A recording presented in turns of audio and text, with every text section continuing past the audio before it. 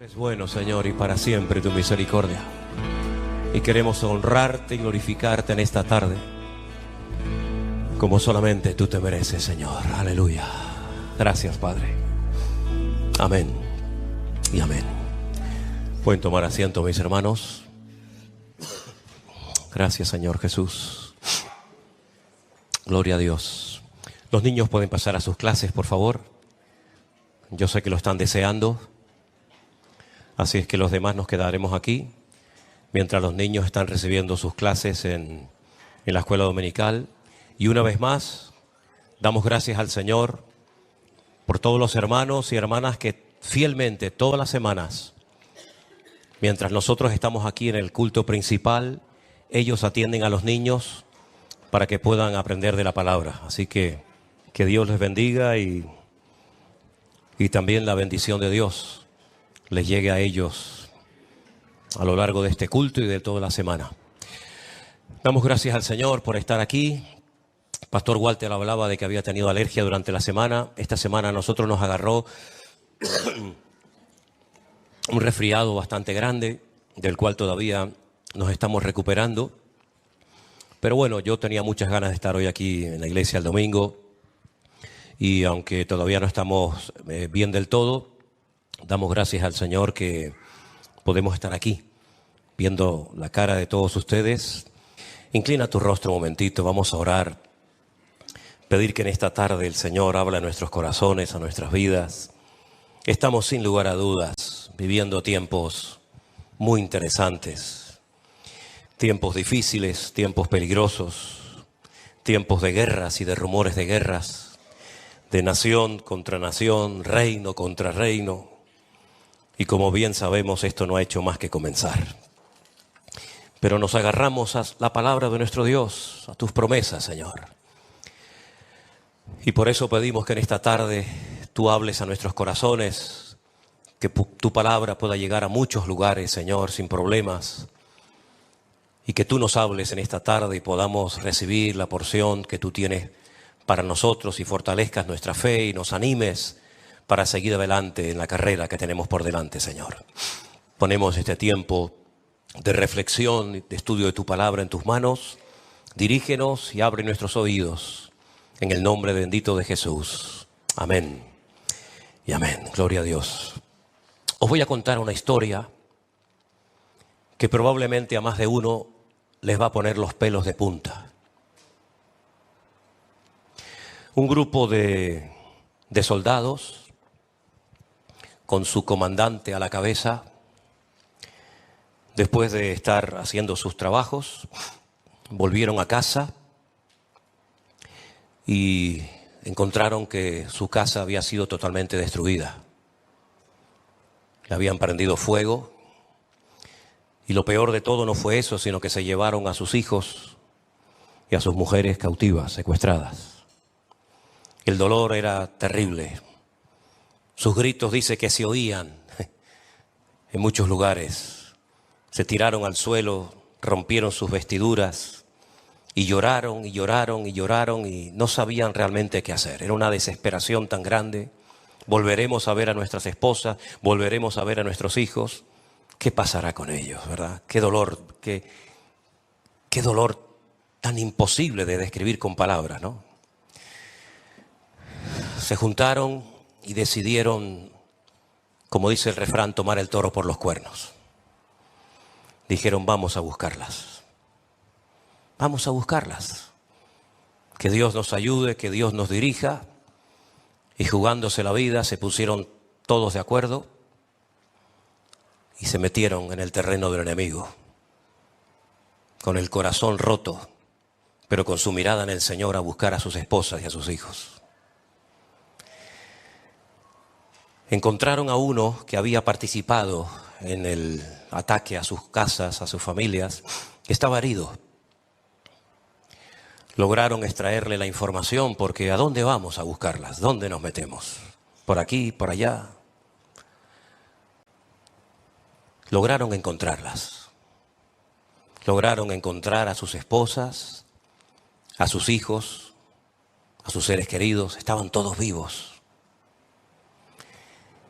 Y jugándose la vida, se adentraron en el campamento del enemigo y se dieron cuenta que estaban riéndose y repartiéndose caramelos y pasteles y blasfemando contra el Dios del cielo. Terrible, ¿verdad? Pero lograron arrebatarle el botín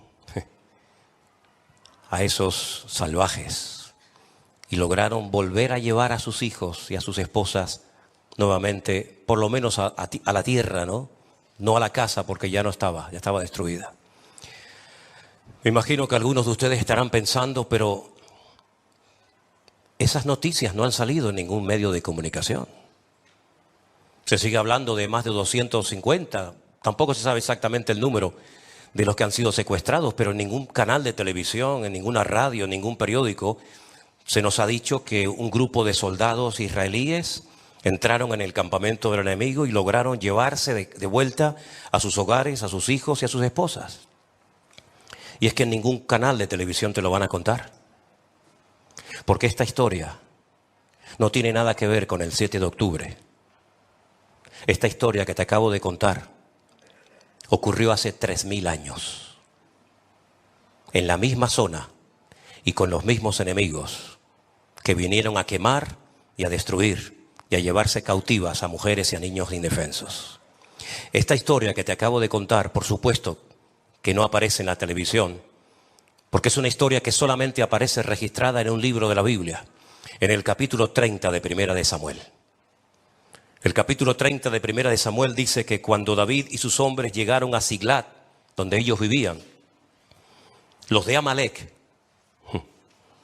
habían invadido el Negev y a Siglat, y habían asolado a Siglat y le habían prendido fuego. Y se habían llevado cautivas a las mujeres y a todos los que estaban allí, desde el menor hasta el mayor. Pero a nadie habían dado muerte, sino se los habían llevado al seguir su camino. Vino pues David con los suyos a la ciudad, y he aquí que estaba quemada, y sus mujeres y sus hijos y sus hijas habían sido llevados cautivos. Entonces David y la gente que con él estaba alzaron la voz y lloraron hasta que les faltaron las fuerzas para llorar. Se vuelve otra vez a repetir la misma historia, ¿no? Parece mentira. Hace 3000 años pasó exactamente lo mismo que volvió a ocurrir el día 7 de octubre de este año 2023. Las dos mujeres de David, ¿verdad?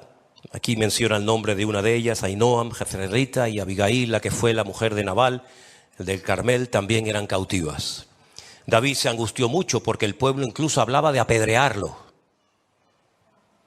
Pues todo el pueblo estaba en amargura de alma, cada cual por sus hijos y por sus hijas. Mas David se fortaleció en el Señor su Dios. ¿Cuántos dicen amén? Ahí está el secreto, hermanos. En medio de la angustia, invocar el nombre de nuestro Dios y fortalecernos en Él y en su palabra. Y David le dijo al sacerdote Abiatar, hijo de Ahimelech: yo te ruego que me acerques el efod.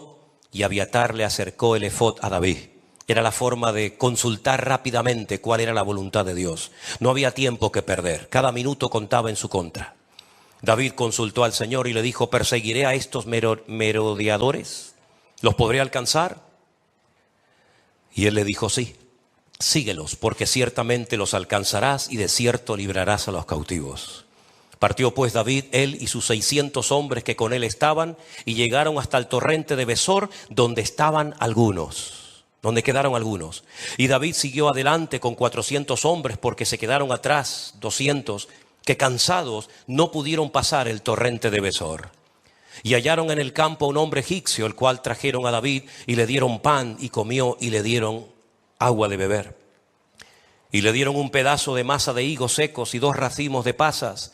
Y luego que comió y bebió él su espíritu, en él su espíritu, volvió su espíritu, porque no había comido pan ni había bebido agua en 3 días y en 3 noches. Y David le dijo: ¿de quién eres tú y de dónde eres? Él respondió: soy un joven egipcio. Yo soy siervo de una amalecita, y me dejó mi amo hoy hace 3 días porque yo estaba enfermo. Así son los amalecitas. ¿Se dan cuenta? Así son los amalecitas. David lo recoge, le da de comer, le da de beber, lo atiende, le da agua, y sin embargo su amo al ver que su criado estaba enfermo, en vez de hacer lo mismo que hizo David, lo que hace es que lo abandona. Qué diferencia, ¿no? Qué diferencia. Y le dijo David, versículo 14, pues hicimos una incursión en la parte del Negev, que es de los cereteos y de Judá, y al Negev de Caleb, y pusimos fuego a Siglat. Y dijo David, ¿me llevarás tú a esa tropa? Y él le dijo, júrame por Dios que no me matarás ni me entregarás en mano de mi amo, y yo te llevaré a esa gente. Lo llevó pues, y aquí que estaban desparramados sobre toda aquella tierra, comiendo y bebiendo y haciendo fiesta. Siempre lo han hecho, siempre lo seguirán haciendo. Por todo aquel gran botín que habían tomado de la tierra de los filisteos y de la tierra de Judá. Y los hirió David desde aquella mañana hasta la tarde del día siguiente. No escapó de ellos ninguno. Solamente 400 hombres montaron sobre sus camellos y huyeron. Y libró David todo lo que los amalecitas le habían tomado, y asimismo libertó David a sus 2 mujeres. Y no le faltó cosa alguna, chica ni grande, ni así de sus hijos como de sus hijas, del robo y de todas las cosas que había tomado, todo lo recuperó David. Es increíble, ¿verdad?, cómo hay un enemigo en la Biblia cuyo nombre es Amalek, que es diferente, totalmente diferente a todos los enemigos con los cuales se ha tenido que enfrentar en el pasado el pueblo de Israel. Conocemos los nombres de esos enemigos. Había 7 enemigos principales que se habían, apoderado de una tierra que no era de ellos. Ellos tenían sus tierras, ellos tenían sus países, pero ellos querían, además de lo que tenían, apropiarse de un terreno que Dios ya había dicho al patriarca Abraham siglos atrás que esa era la tierra de su descendencia, del hijo de Isaac, de Jacob, etcétera, etcétera. La palabra de Dios nos enseña que esas naciones tenían que ser derrotadas y expulsadas de ese terreno, a menos que se rindieran. Pero de todos los enemigos que la Biblia menciona, hay uno que es completamente diferente a todos. Porque no solamente es un enemigo, físico, con el cual había que enfrentarse, sino que tipifica, representa todo lo que se opone a Dios. Ese enemigo llamado Amalek, si hiciéramos, los cálculos que se pueden hacer, ¿no?, para saber cuál es el valor numérico de su nombre en hebreo, suma 240. Y ustedes dirán, ¿y esto a qué viene? Esto viene que la palabra duda, que es safek, también tiene el mismo valor numérico, 240. Y es que este enemigo siempre está ahí. Pero hay algo que cuando se hace, ese enemigo como que se despierta y decide atacar y exterminar al pueblo de Israel. Porque si uno analiza uno por uno, no tenemos tiempo para hacerlo ahora, pero si uno analiza uno por uno los enemigos con los cuales se ha tenido que enfrentar esa nación, cada uno tiene su característica. De hecho, ya el nombre que recibe cada uno de los enemigos significa algo, y las estrategias, la forma de operar, la forma de atacar, pues nos dice mucho acerca de ese enemigo. Pero Amalek es un enemigo traicionero, porque es el enemigo que ataca por la retaguardia. No es el enemigo que viene de frente. ¿Se acuerdan cuando, por ejemplo, aquel paladín, aquel enorme gigante representante de los filisteos, desafió al pueblo de Israel? No lo hacía a escondidas. No mandaba cartas, no mandaba mensajeros, sino que él daba la cara y él desafiaba públicamente durante 40 largos días al pueblo de Israel. Y pedía que uno solo se atreviera a pelear contra él. Pero Amalek no actúa de esa manera. Amalek es un ser resentido, y sabemos que las personas resentidas son personas muy peligrosas. Amalek es la representación y la personificación de la maldad, del odio. No tiene ningún tipo de escrúpulos. Lo mismo le da matar a una persona pequeña que grande, de pecho o de lo que sea. En el libro de Deuteronomio, cuando se habla de este enemigo, se nos dicen cosas muy interesantes. En Deuteronomio capítulo 25, verso 17, el Señor dice: acuérdate de lo que te hizo Amalek contigo en el camino cuando salías de Egipto. Acuérdate. Miren, cuando ustedes ven, por ejemplo, en cualquier representación o cuadro, o por ejemplo, las tenemos ahí. Me acabo de dar cuenta que en la puerta de la iglesia también tenemos como una especie de tabla de los 10 mandamientos. Ustedes se van a dar cuenta de que nunca se escribe todo el mandamiento completo, sino siempre se escriben las primeras palabras. No se escribe todo el mandamiento. Simplemente leyendo las 2 o 3 primeras palabras, automáticamente tú sabes a qué mandamiento se refiere. Si es el primero, el cuarto, el quinto, el octavo, el décimo o el que sea. Hay un mandamiento que empieza diciendo Zahor et Yom HaShabbat. Zahor. Zahor es una orden. Acuérdate, en ese caso, del día de reposo para santificarlo. Cuando el judío oye Zahor, automáticamente lo primero que piensa es en ese mandamiento que Dios le dio al pueblo de Israel para que lo guardaran por generaciones. Zahor, recuerda, acuérdate del día de reposo.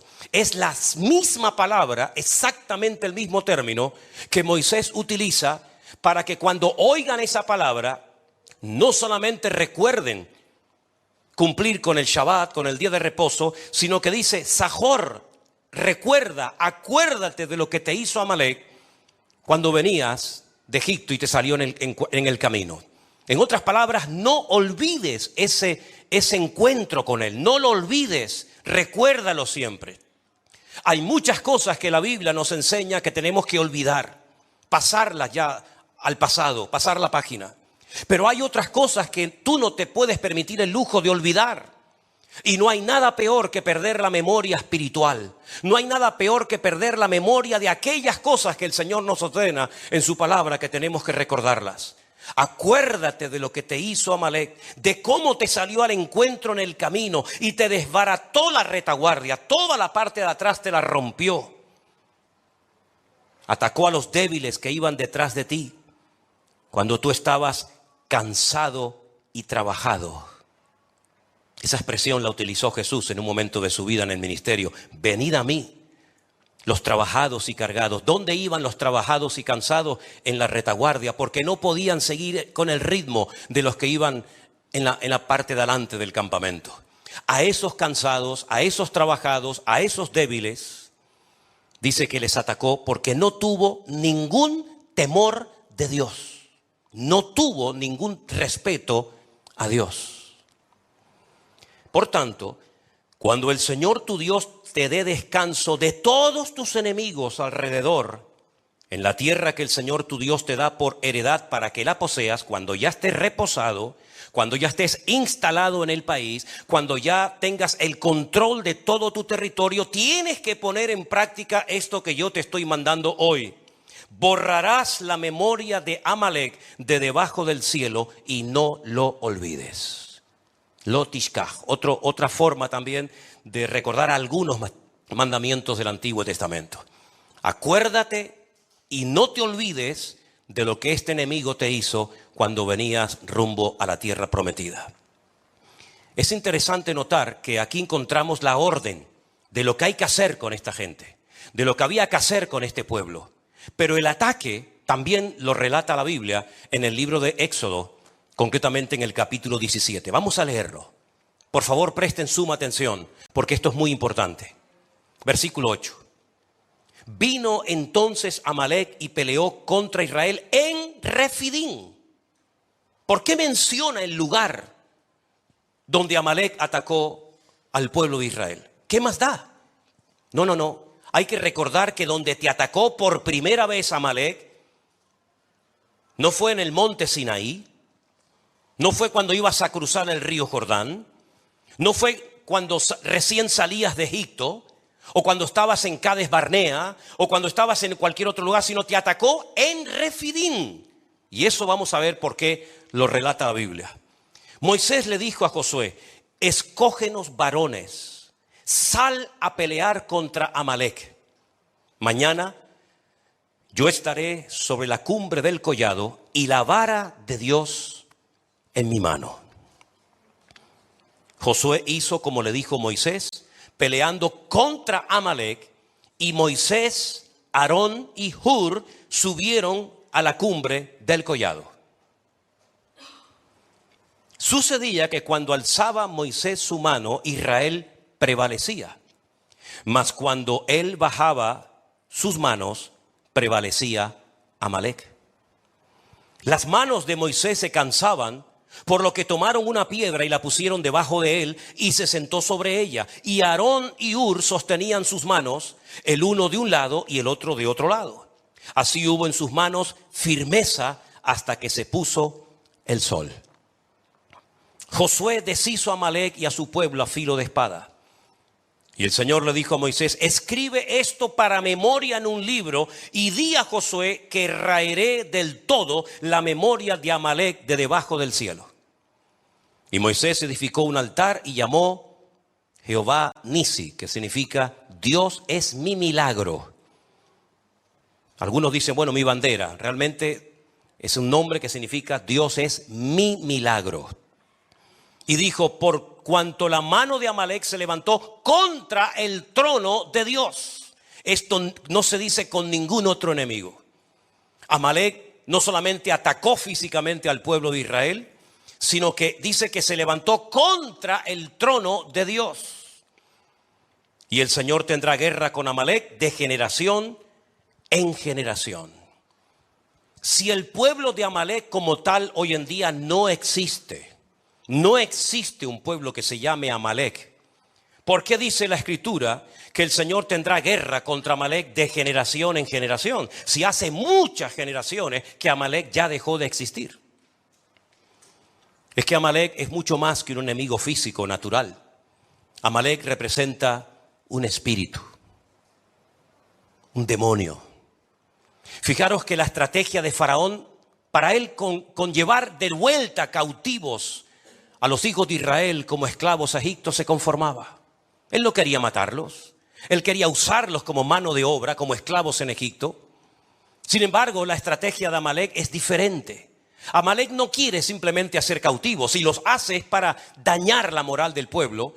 Amalec lo que quiere es exterminar de la faz de la tierra a ese pueblo.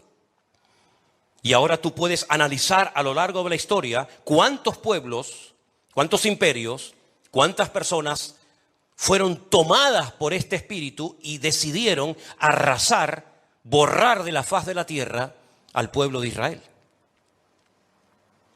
Sería muy interesante que analizaras esto a lo largo de la historia y te dieras cuenta de que no ha sido solamente Amalec el que intentó hacerlo, sino otros tantos. Es un espíritu que va saltando de generación en generación, y en el momento en el que el pueblo de Dios comete un gravísimo error, que es el que vamos a leer ahora, automáticamente se aviva, se activa ese poder destructivo de este enemigo llamado Amalec. El pueblo de Israel sale de la esclavitud en Egipto con el objetivo de ir a la tierra que Dios le había prometido al patriarca Abraham, a Isaac y a Jacob. Pero antes de entrar en la tierra prometida, le sale al encuentro este enemigo. ¿Pero dónde le salió? En Refidín. ¿Y por qué le salió? Porque dice que cuando llegaron a Refidín no había agua para el pueblo. Lo dice Éxodo 17:1. No había agua para el pueblo. ¿Qué es lo que hace el pueblo? Ya habían visto muchas veces la mano de Dios. Ya habían visto cómo el Señor había hecho auténticos milagros para ellos, únicos e irrepetibles. ¿Por qué no clamaron a Dios? ¿Por qué no se humillaron delante de Dios? ¿Por qué no le dijeron: Señor, ayúdanos? ¿Qué es para ti darnos agua? Si acabas de hacer tremendos milagros en el imperio más poderoso del mundo, que era el imperio de los egipcios. No clamaron a Dios. Dice que el pueblo murmuró contra Moisés. Y le dijeron: ¿por qué nos hiciste subir de Egipto para matarnos de sed a nosotros, a nuestros hijos y a nuestros ganados? A mí me hace gracia porque parece que cuando no había agua, Moisés tenía como una cuba de agua en la tienda de campaña y él tenía agua en cantidad, ¿no? No es como estos sinvergüenzas de Hamás que dice que no hay combustible en la franja de Gaza, pero sin embargo tienen en un poquito más al sur más de 550.000 litros de combustible, pero lo utilizan para sus necesidades personales. Moisés no hacía eso. Cuando no había agua ni para Moisés, ni para Miriam, ni para Aarón, ni para el pueblo, ni para nadie. Pero sin embargo le echan la culpa a Moisés y le dicen, ¿por qué nos sacaste al desierto para matarnos de sed? Y entonces Moisés clama al Señor y le dice, Señor, ¿qué haré con este pueblo? De aquí a poco me van a apedrear. Y el Señor le dijo, pasa delante del pueblo y toma contigo a los ancianos de Israel y toma también en tu mano la vara con la cual golpeaste el río Nilo, cuando lo golpeaste y se transformó en sangre. Coge esa vara y ahora vete a la peña de Oret, golpéala y saldrá agua y beberá todo el pueblo. Moisés lo hizo en presencia de los ancianos y por eso llamó el nombre de aquel lugar Masá y Meriba, por la rencilla de los hijos de Israel, porque tentaron a Dios diciendo, ahí viene el dato, ¿qué fue lo que dijo Israel en Refidim? ¿Vamos a matar a Moisés? Sí, es verdad, lo dijeron. Pero ¿qué más dijeron? Dice, ¿está o no está Dios entre nosotros? Ahí activaron al enemigo llamado Amalek. Cuando el pueblo de Dios puso en duda la credibilidad de Dios entre ellos, automáticamente dice la Biblia en el versículo siguiente que Amalek se va hasta Refidim y allí les ataca por la espalda. ¿Te das cuenta cómo nuestra boca puede abrir o cerrar muchas cosas, hermanos? ¿Te das cuenta lo importante que es? Mejor estar callados que decir tonterías o hablar incorrectamente y darle lugar al enemigo. Cada vez que te quejas, cada vez que dudas, cada vez que cuestionas la credibilidad y el poder de Dios, le está dando la posibilidad al enemigo de que te sacuda y de que haga cosas que no tenía por qué hacer, pero tú le has dado lugar. ¿No habéis leído el versículo de la Escritura por la pluma de Pablo que dice, no deis lugar al enemigo, más bien someteos a Dios para que podáis resistir al diablo y entonces huirá de vosotros?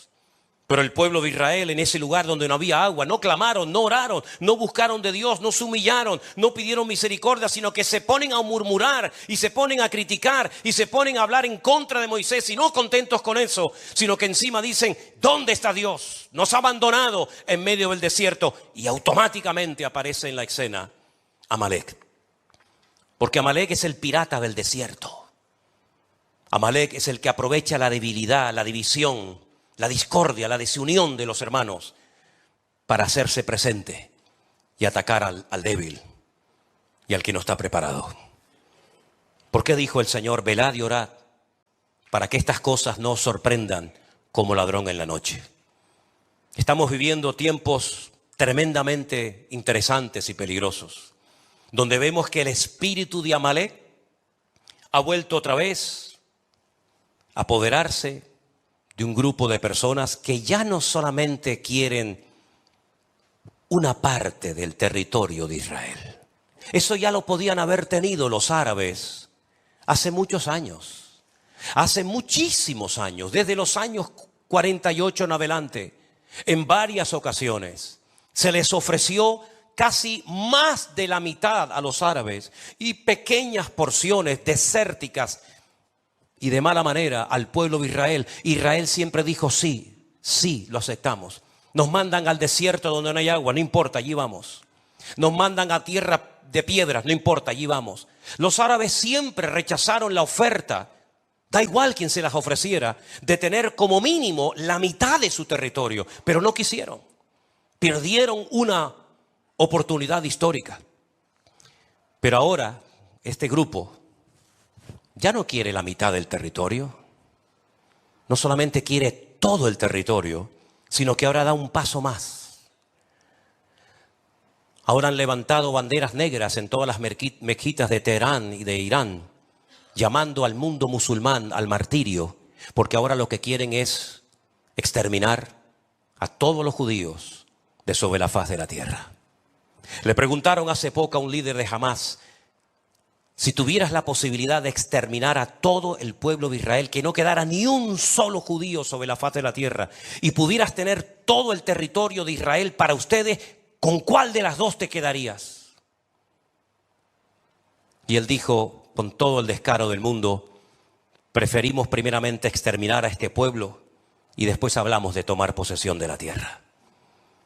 ¿Cómo se puede negociar con un grupo de terroristas que son capaces de hacer cosas que no las puedo decir porque si las digo ahora, pues podemos tener problemas con la retransmisión, ¿verdad? Porque son cosas tan fuertes, son cosas tan horribles. Y parece mentira que algunos gobernantes de nuestro país todavía cuestionen que esto se lo merecía el pueblo de Israel. A veces me avergüenzo de ser español. A veces me avergüenzo de tener pasaporte español. Y no me extrañaría nada que en los próximos viajes a los españoles no nos dejaran entrar a territorio israelí. Porque ya que no los queremos y encima decimos que son ellos los malos, pues no me extrañaría nada como le hicieron, por ejemplo, a nuestra hermana Silvia y a Anderson cuando hace años viajamos y aquel hombre que dijo aquellas declaraciones terribles contra el Estado de Israel, ¿verdad? Pues el jefe de la seguridad del aeropuerto nos dijo: no voy a dejar entrar a ningún venezolano por las declaraciones que hizo su presidente. Y por más que le intentamos explicar que nosotros no teníamos nada que ver con eso, pues estuvieron presos. Sí, hermanos, presos estuvo Anderson. Y nuestra hermana Silvia también estuvo presa. Y otro hermano que también se congregaba con nosotros hace años en la iglesia del Puerto de la Cruz. Del dolor tan grande, ¿verdad? Del dolor tan inmenso de aquellas declaraciones que hizo aquel hombre, que se cumplió literalmente lo que dice la palabra de Dios. Porque hay reglas de oro que aunque la gente las ignore, funcionan para bien o para mal. Yo bendeciré a todos los que te bendigan y maldeciré a todos los que te maldigan. Es así. Y ese hombre maldijo, como dijo en aquella ocasión, desde lo más profundo de sus entrañas a ese pueblo. Y en menos de un año, aunque se fue a Cuba y consultó con todos los santeros y brujos, y hasta llegó a Venezuela y sacó los huesos de Simón Bolívar para hacer un ritual para no morir, en menos de un año el cáncer lo agarró por las entrañas y lo consumió. ¿Qué les parece, mis queridos hermanos? Estamos viviendo en unos tiempos tremendos donde la credibilidad de Dios está puesta en tela de juicio. Hay algo tremendamente interesante que pasa con este ataque de Amalek contra el pueblo de Dios. La palabra trono en hebreo se dice Kisé. Y el nombre de Dios, todos sabéis que tiene 4 letras. Yod, Hei, Bat, Hei. Cuando se habla de que él atacó el trono de Dios, no aparece Kisé Adonai, sino aparece Kes Yah. Es decir, le falta una letra a la palabra trono y le faltan 2 letras al nombre de Dios. Y esto tiene que tener una explicación, claro que tiene que tener una explicación. No es hasta el tiempo del final, cuando en el Salmo, por ejemplo, 9, versículos 7 y 8, el Señor reine y gobierne sobre toda la tierra, que vuelve otra vez a aparecer el nombre del trono y el nombre de Dios completo. Es decir, lo que os dije la semana pasada, por favor recordar los mensajes. No pasáis la página y decís, bueno, otro mensaje más. Recordar las escrituras, recordar lo que se enseña desde este púlpito. Hermanos queridos, detrás de todo esto hay un conflicto, una guerra espiritual. El mundo espiritual es tan real como la silla en la que usted está sentado esta tarde. El mundo espiritual es real. Cuando la semana pasada veíamos cómo Daniel oraba y añadía ayuno a su oración. Y estuvo durante 21 días sin probar bocado. Cuando finalmente se aparece el mensajero del Señor, le dice: desde el principio que te dispusiste a orar, tu oración fue oída. Pero una cosa es que nuestra oración suba, que sea oída, y otra cosa muy diferente es que baje la respuesta. Y dice, el tema es que el príncipe de Persia se opuso y tuvo que venir Miguel a ayudarme. Y cuando termine este conflicto voy a ir a pelear contra otro príncipe, que es el príncipe de Grecia. Y tú dices, pero ¿de qué estamos hablando? De un conflicto en el mundo espiritual. Satanás es el príncipe de las tinieblas y hay un conflicto espiritual. No es un conflicto, un problema político. Si fuera político, se sientan en una mesa y se resuelve en unos días, en unas semanas en la situación. Es que nunca se va a poder solucionar porque hay un conflicto de tipo espiritual. ¿Quién puede más? ¿El Dios de Abraham, de Isaac y Jacob? ¿O Alá? ¿Quién puede más? ¿El Antiguo Testamento y todas las promesas que Dios le dio a ese pueblo? ¿O el Corán? Detrás de todo esto hay este conflicto espiritual y por eso en ninguna tertulia de televisión, en ningún programa de radio y en ninguna parte nadie te va a hablar de esto, sino estos son buenos, estos son malos, hay un genocidio, ahora hicieron esto, ahora hicieron lo otro y siempre lo mismo y repetitivo y se realimentan uno al otro.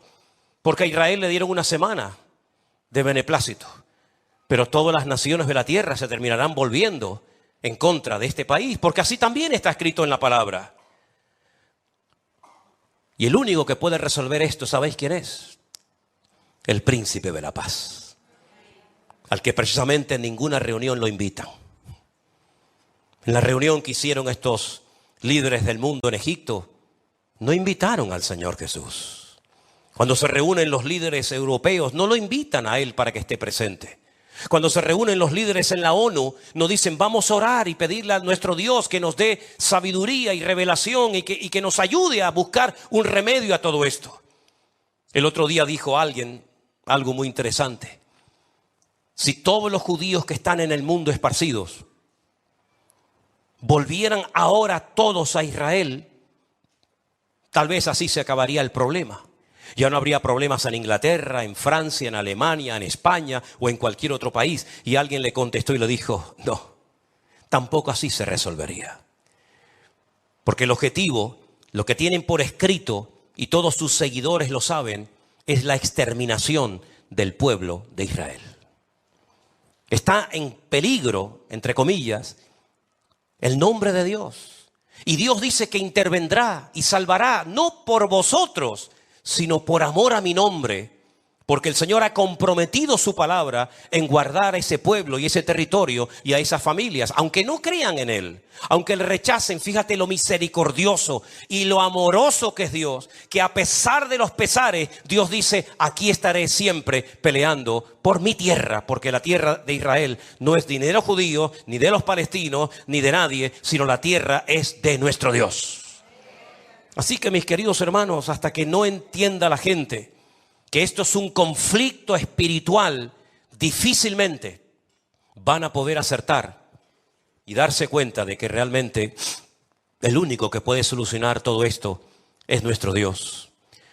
Hay algunas características que he anotado aquí que quisiera compartir con ustedes acerca de cómo actúa este espíritu, que no solamente actuó digamos un poco en el tiempo del faraón, aunque realmente con matar a los niños se conformaba. Dejó a las mujeres, por ejemplo, vivas. Pero sin embargo, si ustedes leen detenidamente, y espero que lo puedan hacer esta semana, el libro de Esther, se van a dar cuenta que el personaje que es usado por el diablo en ese momento de la historia, él quería exactamente lo mismo que quiere ahora esta gente: el exterminio total y absoluto del pueblo de Israel. Pero todos sabemos la historia, ¿no? Todos sabemos que le salió el tiro por la culata, pero ya hubo otro segundo intento, y a lo largo de la historia ha habido otros momentos y otros lugares.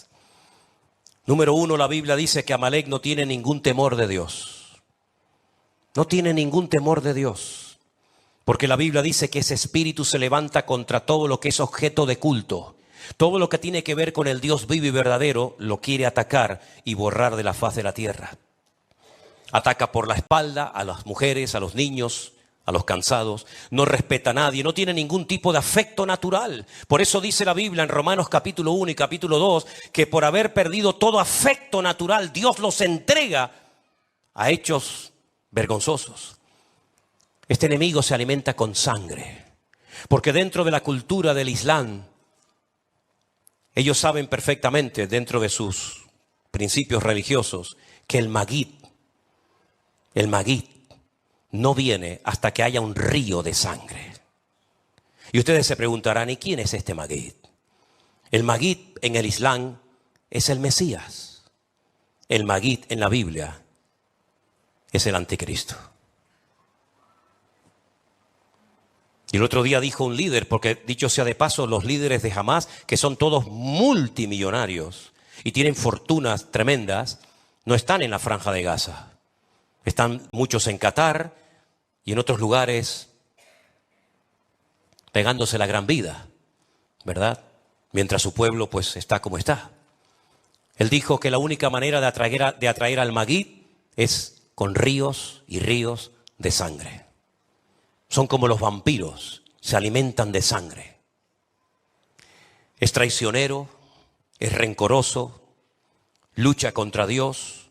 Fue el enemigo que pretendía frenar el avance del pueblo de Dios en su conquista, en su objetivo de tomar la tierra prometida. Dios le había dicho, esta es la tierra donde fluye leche y miel, la tierra que yo le prometí a vuestros padres. Y Amalek se para y dice, no vais a pasar por aquí. Por eso dice la Biblia que tuvieron que hacer un rodeo y no entraron por el sur, por lo que sería hoy en día la franja de Gaza, sino que hicieron un rodeo y entraron por los campos de Moab, por lo que sería hoy en día Jordania, otro país inventado, dicho sea de paso, y tuvieron que cruzar el río Jordán. Y cuando cruzan el río Jordán, el primer obstáculo que se encuentran, por supuesto después del río, es la ciudad de Jericó. ¿Por qué hicieron ese rodeo? Porque Amalek era un enemigo que como los atrapara, los quería arrasar de la faz de la tierra. Y el Señor le dijo, te vas a encargar de ellos, pero una vez que tomes posesión de la tierra, una vez que ya tengas el control de la tierra, no te olvides de lo que te hizo y borrarás su memoria de la faz de la tierra. Amalek es como una especie de virus. Es un virus que muta. Hoy utiliza un grupo, mañana utiliza otro, hoy utiliza un sistema político, mañana un sistema religioso. Y es un virus que va mutando a través de los tiempos. Y la persona que se abre y está dispuesta a ser afectada, usada por ese virus, por supuesto que lo hace, y más si tiene poder, y más si tiene dinero. Representa el antagonismo puro en contra de todo principio moral o espiritual o de la índole que sea. Es interesante notar que los datos dicen que desde la Segunda Guerra Mundial no habían muerto en un solo día tantos judíos como desde el tiempo de la Shoah, el tiempo del Holocausto. Y es que se vuelve a repetir la historia, ¿verdad? Se vuelve otra vez a repetir, no con el nombre de Amalek, sino con el nombre de, en este caso, de Hamás. Palabra que aparece muchas veces, 39 veces en la Biblia. 39 veces aparece la palabra Hamás en la Biblia. La primera vez que aparece, para darles un pequeño dato, es cuando el Señor dice que observó la tierra y la tierra estaba llena del Hamás. Estaba llena de actos de violencia. Y el Señor dijo, hasta aquí hemos llegado. Borrón y cuenta nueva. Prepara el arca donde te salvarás tú y todos los que quieran salvarse. Hermanos queridos, estamos viviendo en tiempos peligrosos, en tiempos difíciles. Porque si este espíritu no se para en ese lugar donde está ahora centrado, saltará a toda Europa. Y Europa, que está dormida y atontada desde hace ya muchísimos años, abierta a lo que nunca tenía que haberse abierto y cerrada a lo que nunca tenía que haberse cerrado, será la siguiente víctima. Porque no se olviden que todos y cada uno de nosotros, no solamente por ser, digamos, occidentales, sino además por ser cristianos, seguidores de Cristo, del Rey de Reyes y Señor de los Señores, el que murió y resucitó al tercer día, también nos hemos convertido en enemigos potenciales de este tremendo espíritu llamado Amalek, o ponle el nombre que tú prefieras. ¿Cómo se puede vencer y cómo se puede luchar contra todo esto? De rodillas. Lo decía Walter hace un rato. Nuestra gran fortaleza, ¿sabéis cuál es? ¿Sabéis cuál es la fortaleza nuestra en este momento? Nuestra debilidad. Nuestra gran fortaleza es que somos débiles para defendernos contra estas cosas. Pero el Señor le dice a los débiles, digan los débiles, fuerte soy en el Señor. Esta batalla espiritual no es contra sangre y contra carne, por lo menos lo que nos toca a nosotros, sino contra príncipes, contra potestades, contra gobernadores, contra huestes espirituales de maldad en las regiones celestes. Por eso Pablo habla de escudo, de yelmo, por eso Pablo habla de una armadura y describe cada una de las piezas de esta armadura como algo que el enemigo quiere robar, como os dije la semana pasada. El yelmo de la salvación no quiere que la gente se salve, sino que se condenen eternamente. El apresto del evangelio de la paz quiere robar la paz y poner la guerra. Dice la Biblia que el escudo es el escudo que representa la fe. Quiere quitar la fe. Quiere que la gente sea incrédula, que crean tonterías menos en quien tiene que creer. Y así sucesivamente el enemigo tiene una agenda, porque déjeme que les diga algo, Satanás no se cansa, Satanás no toma vacaciones, Satanás no se toma un respiro, Satanás es un ser amargado, frustrado, que está constantemente pensando en el mal, es padre de mentira. Y está tratando, sabiendo que le queda poco tiempo, porque si alguien sabe en el mundo espiritual que le queda poco tiempo, ese es él.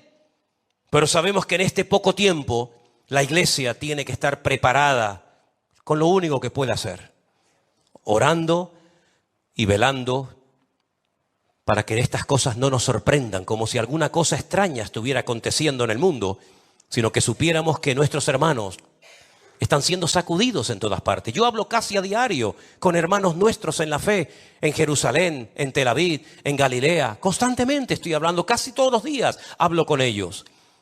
Hablé hace unos días, me llamó, mejor dicho, nuestra hermana Susana, que vive en Galilea, en la ciudad de Tiberias. Y estuve hablando con ella, una hermana que cuando ella llegó con su marido, recién terminada la Segunda Guerra Mundial, allí a Israel, queridos hermanos, había 4 creyentes en toda la Galilea, 4 creyentes, y se tenían que ir a lo alto de una montaña a orar a escondida para que los rabinos no les apedrearan y no les escupieran y no los maltrataran. Pero ellos iban a orar y les hacían pintadas en las puertas de las casas y le hacían todo tipo de cosas. Y hoy en día tienen una congregación de más de 400 hermanos nuestros en la fe en la ciudad de Tiberias, en Galilea. Hablando con nuestra hermana Marta desde Jerusalén, me decía exactamente igual. Estamos en una guerra de tipo espiritual y la única manera es apoyarnos, cubrirnos todas las espaldas unos a otros, orando por nuestros hijos, orando por los jóvenes, orando por la familia, orando por los siervos de Dios. Porque dice la Biblia que desde la angustia podremos llegar a invocar el nombre del Señor y el Señor nos responderá y será propicio. Amén, hermanos. Así que, mis queridos hermanos, la historia se vuelve a repetir. La historia es exactamente igual. Vino Amalek, atacó la ciudad donde vivía David, le prendió fuego, se llevó a la mujer, se llevó a los hijos, hizo un desastre, hizo un banquete, regalos, y no había fuegos artificiales, si no los hubieran hecho también. Y 3.000 años más tarde volvemos a ver del mismo territorio, porque siempre vienen del mismo territorio, siempre. Gaza es uno de los pocos lugares del mundo y de la Biblia que tiene el mismo nombre desde el Antiguo Testamento hasta nuestros días. Y es interesante notar lo que la Biblia dice acerca del futuro, de lo que le va a pasar a Gaza. No lo digo yo. Yo siempre digo a la gente cuando, saben que como dije el otro día, se ha puesto muy de moda eso de te cogen un vídeo, uno te parte hacia la mitad y se pone al lado. Escuchen, miren lo que dice este hombre, miren lo que dijo. Se ha puesto de moda esa historia, ¿no? Pues, queridos hermanos, estamos viviendo en unos tiempos en los cuales necesitamos doblar la guardia. ¿Oramos? Sí, hay que orar más. Buscamos el rostro de Dios, nada más empezar a la mañana, hay que hacerlo mucho más. Porque el horno se ha puesto tan fuerte y la presión va a ser tan tremenda. Ya desde el 2020 el Señor nos viene hablando muy claramente. Y nos metió una sacudida a los creyentes y probablemente nos preparó para esta hora de la historia. Porque yo le decía hace un instante a Anderson, ¿quién va a orar por los judíos hoy en día? ¿Quién va a doblar rodilla para orar por ese pueblo? ¿Los musulmanes? ¿Los budistas? ¿Los hinduistas? Los únicos que van a orar, y espero que lo hagan, por el pueblo de Israel y por nuestros hermanos allí, vamos a ser nosotros los cristianos, los hijos de Dios. Y vuelvo otra vez a repetirse la historia. Israel ahora está triste, la gente está triste, no hay tal vez esa alegría que había antes, ¿verdad? Pero ahí apareció una gentil que consoló a una cansada y triste Noemí, que ya decía, me tengo que cambiar hasta el nombre, porque mi actitud no coincide con el significado de mi nombre, ¿verdad? Y yo creo que en este tiempo, no sé hasta cuándo, yo no sé hasta cuándo el Señor nos permitirá ver lo que está pasando, no lo sé. No tengo ni ideas porque cuando uno vivió el 2020 con la pandemia dijimos, esto fue lo más grande que nos ha pasado en nuestra vida, ¿sí o no? Cerrar todas las iglesias, millones de cristianos sin poder congregarse, Parece que aquello era lo peor que nos podía pasar, ¿no? Dios después cambió todo en bendición. Pero ¿hasta dónde nos permitirá ver el Señor? Yo llevo días analizando y leyendo y preguntándole al Señor y orando. Señor, esta va a ser una guerra más, la octava, dicho sea de paso. La octava guerra que Israel no ha empezado nunca ninguna, pero que dicho sea de paso siempre las terminó ganando todas. ¿Será esta una más en la lista? ¿O será esta una que nos lleva a la otra y a la otra? Porque como les dije la semana pasada, y créame que voy concluyendo, lo peor está por venir. Esto es simplemente un pequeño botón de muestra. El enemigo más grande que tiene Israel no es la franja de Gaza. El enemigo más grande vendrá del norte. Les dije que leyeran, ¿se acuerdan? Ezequiel 38 y 39, Gog, Magog, Mesed y Tubal, que dice que el Señor los agarra por las quijadas y le dice, ven, yo soy el que te voy a llevar a mi tierra y aquí te probaré. Y dice la Biblia que hasta lugar de sepultura tiene el Señor preparada para Gog. ¿Os habéis preguntado alguna vez cómo el Señor le permite a Gog ser enterrado en tierra de Israel? ¿De dónde desciende Gog? ¿Qué fue lo que hizo un descendiente de Gog en el pasado para que Dios le permita ser enterrado en Israel? Cuando dice la Biblia que llegará hasta la altura del monte de los olivos y cuando quiera tomar posesión de la tierra gloriosa, hasta ahí llegará, ¿verdad? Su poder destructivo.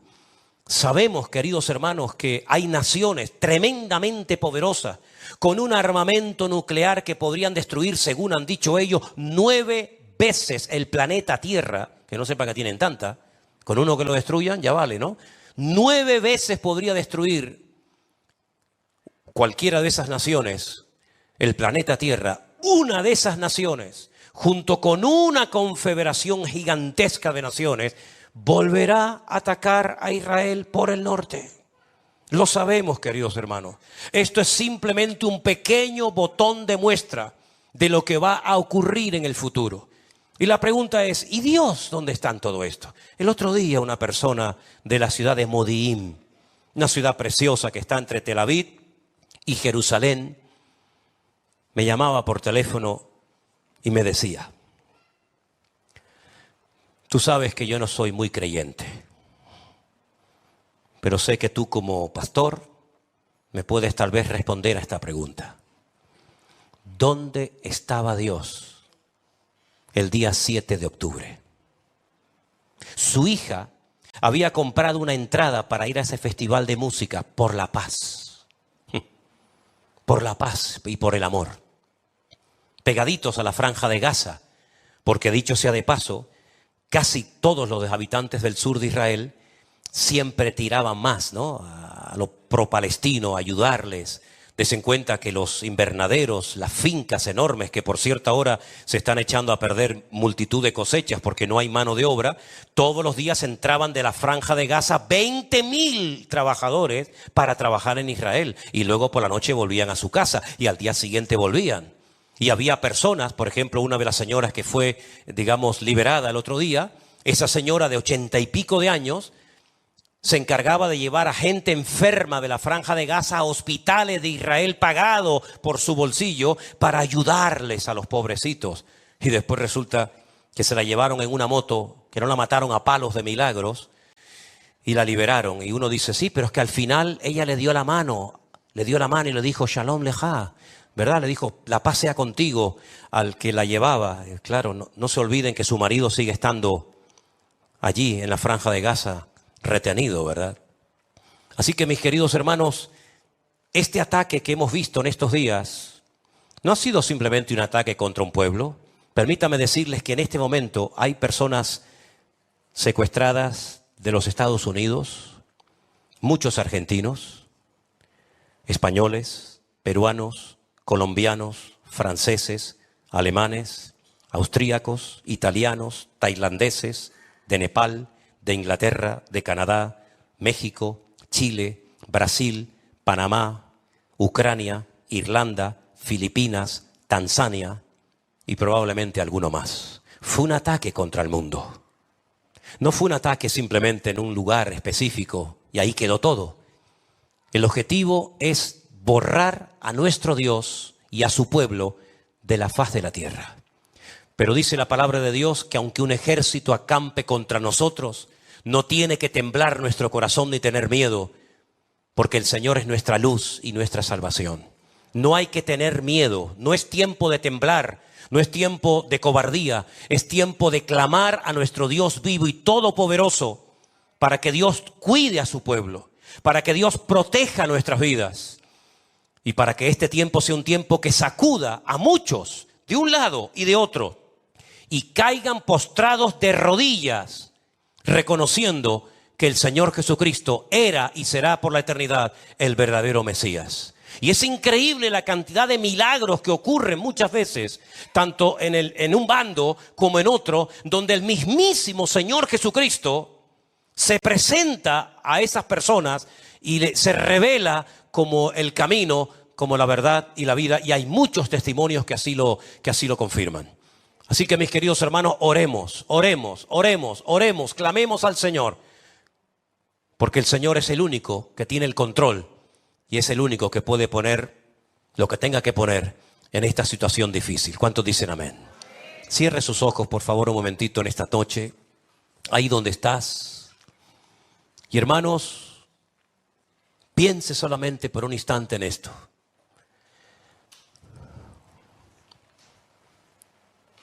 A tan solo unos días atrás, nada de esto había pasado. Todo cambió prácticamente de un día para otro. Ya nos pasó en el día del confinamiento. De un día para otro, todo cambió. Ahora, por segunda vez, vuelve otra vez a cambiar todo. Y como dije la semana pasada, Israel nunca más volverá a ser igual.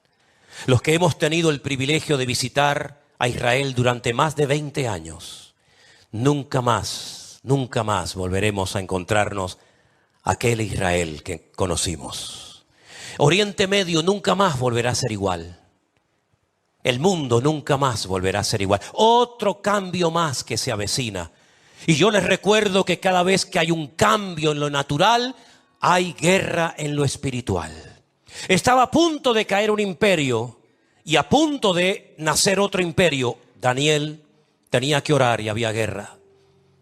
Y estamos a punto de ver un cambio en todo, hermanos. Estemos preparados, agarrados a la palabra de nuestro Dios como un ancla firme. Y recordemos que Él navega con nosotros en medio de la tormenta y en medio de la noche más fría y oscura. Él es nuestra luz y nuestro amparo y fortaleza. Aleluya. Señor, ayúdanos y fortalece a tu amado pueblo, Señor. Fortalécenos en la fe, Señor. Somos débiles, somos vasos de barro, Señor. Tú eres nuestro refugio, Señor. Tú eres nuestro pronto auxilio, Señor. Tú eres nuestro amado Dios del cielo. Aleluya. Señor, nosotros te amamos, Señor. Y no queremos fallar en esta hora de la historia. Sabemos que todo esto ha sido una preparación para llegar a esto, aquí. Señor, sosténnos con tu mano poderosa. Ayúdanos, Señor del cielo. Aleluya. Oh Jesús, santo, santo. Adoren al Señor, amados. Adoren al amado Dios, santo. Aleluya. Gracias, Señor. Si usted se quiere poner de pie o sentado de rodillas, como usted quiera. Pero adoremos al que vive por los siglos de los siglos. Aleluya. Gracias, Señor. Te adoramos. Te adoramos.